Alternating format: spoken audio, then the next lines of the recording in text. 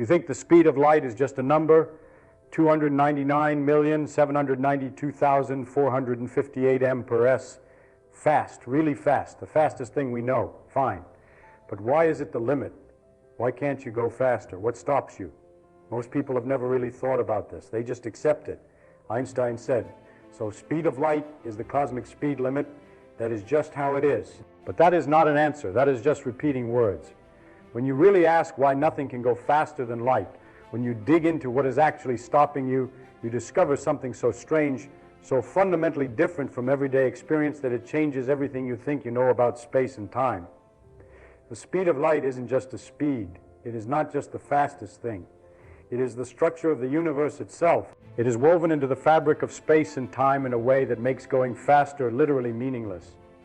Let me show you what I mean. Let's start with something simple, something everyone knows. Things fall, drop something. It falls down, 16 feet in the first second to be precise. That is what Galileo measured. Drop a ball, drop a rock, drop anything. In 1 second it falls 16 feet. Now the moon is going around the Earth. It is not falling down. It is staying up there, orbiting, going in a circle. But wait, is it falling? Think about it. If the moon were just sitting there in space, not moving, what would happen? It would fall toward the Earth. Gravity would pull it in, but the moon is moving. It is moving sideways, tangent to its orbit. And because it is moving sideways while gravity pulls it down, it keeps missing the Earth. It falls toward the Earth, but keeps missing. That is what an orbit is. Continuous falling while moving sideways fast enough to keep missing. Now here is where Newton had his brilliant insight. The moon is 240,000 miles from the center of the Earth. We're standing on the surface 4,000 miles from the center. So the moon is 60 times farther away than we are. Newton said, what if gravity gets weaker with distance? What if it follows an inverse square law? That means if you go twice as far away, gravity becomes 4 times weaker, 3 times as far, n times weaker, the square of the distance. If that is true, then at the moon's distance 60 times farther, gravity should be 60 circumflex 2 times weaker. That is 3,600 times weaker. Now on Earth, things fall 16 feet in 1 second. If gravity at the moon is 3,600 times weaker, then the moon should fall toward Earth by 16 feet, 3,600. 16 feet divided by 3,600. That is about 1/12 of an inch per s-econ squared. Wait, let me say that differently. In 1 second, something at the moon's distance should fall toward Earth by 1/12 of an inch. 3,600 because we're talking about the square of time in the formula. 1/12 of an inch asterisk, 3,600 equals 16 feet. Exactly what we measure on Earth. Newton calculated how far the moon should fall toward Earth in 1 second if gravity follows an inverse square law, and it matched perfectly.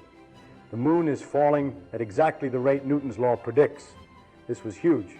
This wasn't just a theory, this was a prediction. Newton took a completely independent fact, how fast things fall on Earth, and connected it to another completely independent fact, the period of the moon's orbit and its distance from Earth. Two things that seemed totally unrelated suddenly became connected by one law, the law of gravitation. There was no going back now. Newton went further. He calculated what the shape of planetary orbit should be if gravity follows an inverse square law, and he found that it should be an ellipse. And guess what? Planets do move in ellipses. Kepler had already measured that, but Kepler didn't know why. Newton explained it.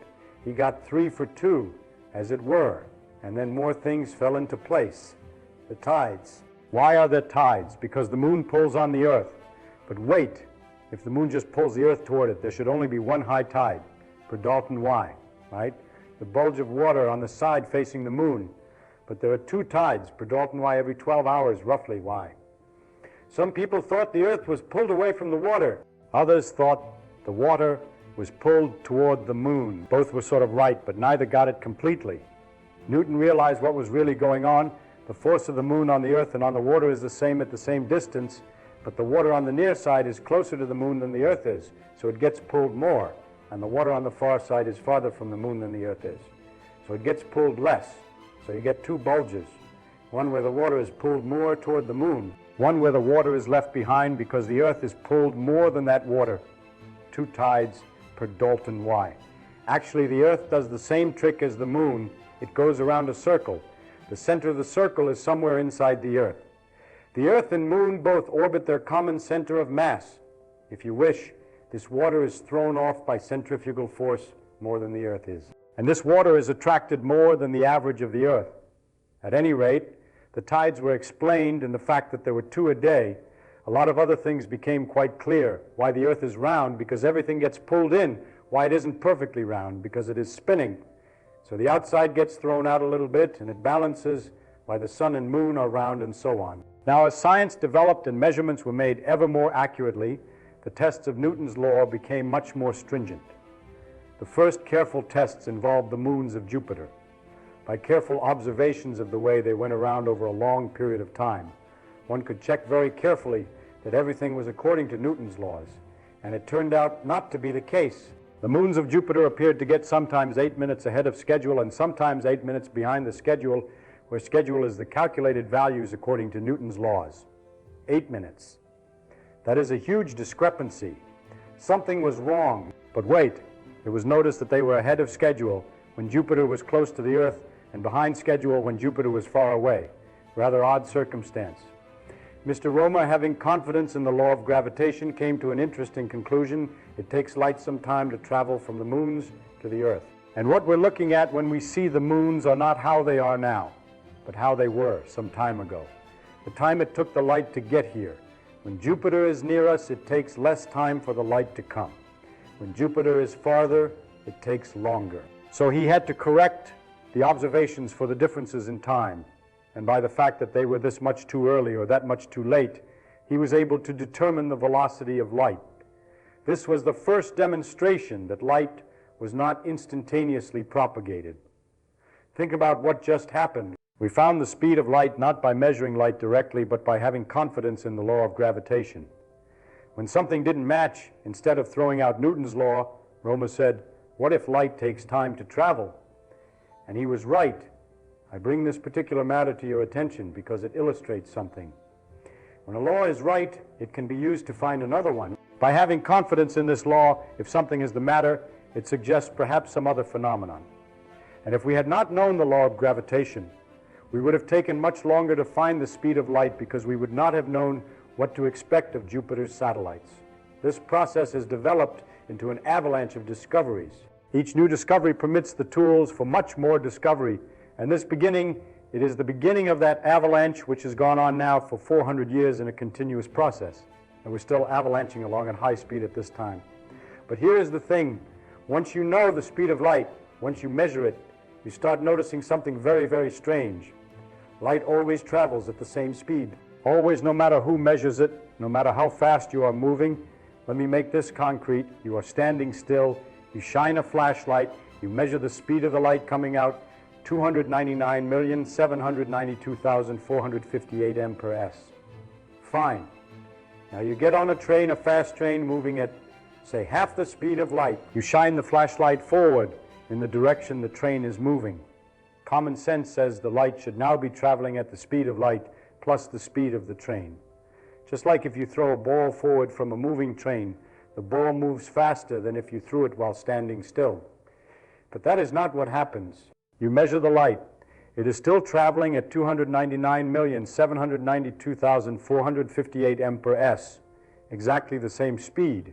You say, okay, maybe I measured wrong. So you get the train going even faster, 90% the speed of light. You shine the flashlight forward again.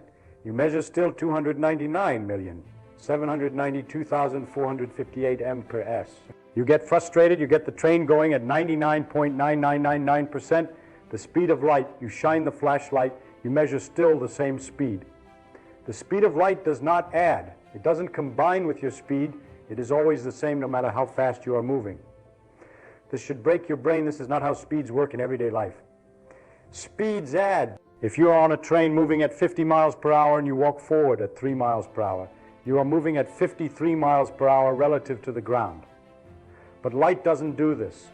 Light always moves at the same speed relative to you, no matter how fast you are moving. Why Einstein realized what was going on. And it is so strange, so contrary to common sense, that even now, over a century later, people struggle to accept it. Time and space are not fixed, they're flexible. They bend and stretch to keep the speed of light constant. When you move faster, time slows down for you.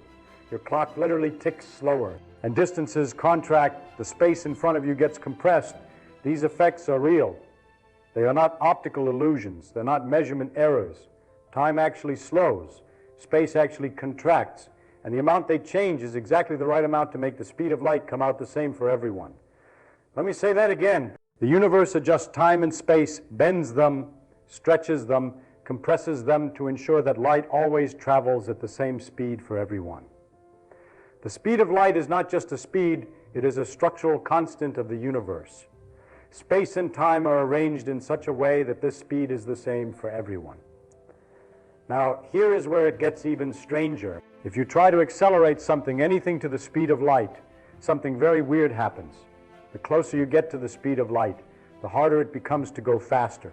It is not that you run out of fuel. It is not that your engine isn't strong enough. It is that the object itself resists acceleration more and more. We call this relativistic mass increase. As you go faster, your inertia increases. It becomes harder and harder to push you faster. And as you approach the speed of light, your inertia approaches infinity. To actually reach the speed of light, you would need infinite energy, which is impossible. So nothing with mass can ever reach the speed of light. Not because of some arbitrary rule, not because of engineering limitations, but because the structure of space-seam itself prevents it. Light can travel at that speed because photons have no mass. Zero. Massless particles can travel at the speed of light. In fact, they have no choice. They're always moving at that speed. But anything with mass, it can get close, very close. 99.9999% of the speed of light, but never quite there. The universe won't let you. Now you might ask, but why? Why is the universe set up this way? Why is there a speed limit at all? And here is the answer that is going to frustrate you. There isn't a deeper why. The speed of light isn't the speed limit imposed on the universe. It is a consequence of how the universe is structured. Space and time are not separate. They're woven together into space-seam, and space-time has a geometry, a structure. And that structure has a built-in conversion factor between space and time. That conversion factor is the speed of light. It is not that light is special. It is that space-seam has a maximum rate at which cause and effect can propagate. Light happens to travel at that rate because light has no mass. But the rate itself is a property of space-seam, not of light. If light didn't exist, the speed limit would still be there. It is a feature of the universe itself. Here's another way to think about it. In everyday life, you think of space and time as separate things. You move through space. Time passes. They're independent, but they're not. You're always moving through space-time at a constant rate, always. But that motion is divided between space and time. If you are sitting still, all your motion is through time. You are moving into the future at maximum speed, 1 second per second. But if you start moving through space, you have to divert some of that motion away from time. You are now moving through space and time, which means you are moving through time more slowly. The faster you move through space, the slower you move through time. And there is a maximum. If you could move through space at the speed of light, you would have zero motion left for time. Time would stop for you. This is why light doesn't experience time. From a photon's perspective, it is emitted and absorbed in the same instant. No time passes. The universe is frozen. You can't go faster than light because you can't have less than zero motion through time. That is the limit. That is the wall. And here is the beautiful part.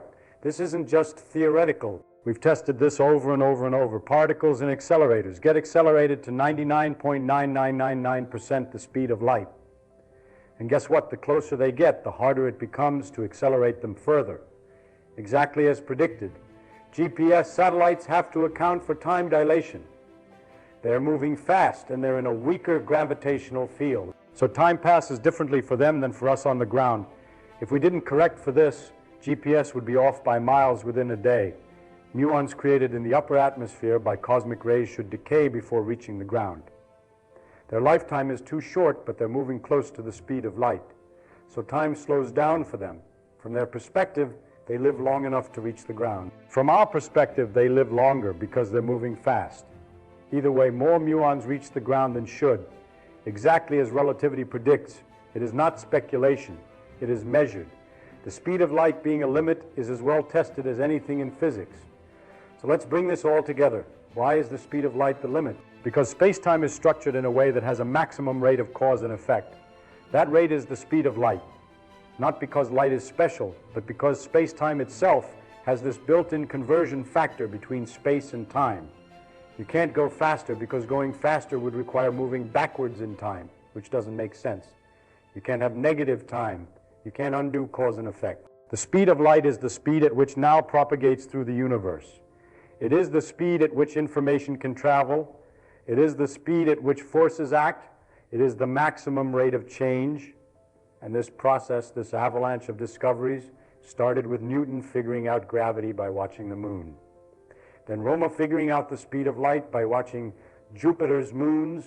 Then Einstein realizing that the speed of light is constant and deriving relativity from that. Then thousands of experiments confirming it. Each discovery building on the last, each new insight opening doors to more insights. That is how science works. That is the avalanche that has been going on for 400 years. And we're still avalanching along at high speed at this time. The speed of light isn't just a number. It is the key. It is the thing that unlocks how space and time work. It is the thing that shows us the universe is stranger and more beautiful than we ever imagined. And the fact that we can understand it, that we can measure it, test it, use it to make predictions. That is the beauty of physics. Not comfort, not simplicity, truth.